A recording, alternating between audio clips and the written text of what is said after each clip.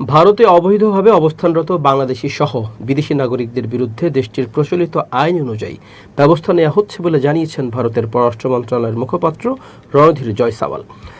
সাপ্তাহিক ব্রিফিংয়ে বাংলাদেশ সংক্রান্ত এক প্রশ্নের জবাবে তিনি একথা বলেন। ব্রিফিং চলাকালে স্থানীয় সংবাদ মাধ্যমের এক সংবাদকর্মী বাংলাদেশ সংক্রান্ত প্রশ্ন করেন। তিনি বলেন, ভারতের সীমান্তরক্ষী বাহিনী বিএসএফ ইচ্ছাকৃতভাবে মানুষদের সীমান্ত দিয়ে বাংলাদেশের দিকে ঠেলে দিচ্ছে বলে অভিযোগ করছে ঢাকা।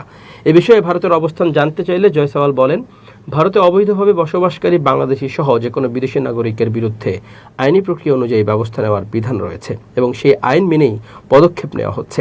তিনি জানান, অবৈধভাবে অবস্থানকারীদের নিজ দেশে ফেরত পাঠানোর জন্য ভারত ও বাংলাদেশের মধ্যে একটি দ্বিপক্ষীয় ব্যবস্থা কার্যকর রয়েছে।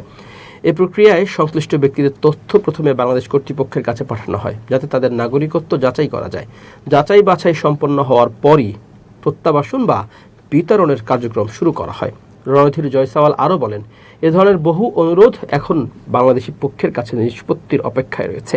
এসব বিষয়ে দ্রুত সমাধান হলে ভারতে অবৈধভাবে অবস্থানরত ব্যক্তিদের নিজ দেশে ফেরত পাঠানোর প্রক্রিয়া আরও সহজ ও কার্যকর হবে বলে আশা প্রকাশ করেন তিনি।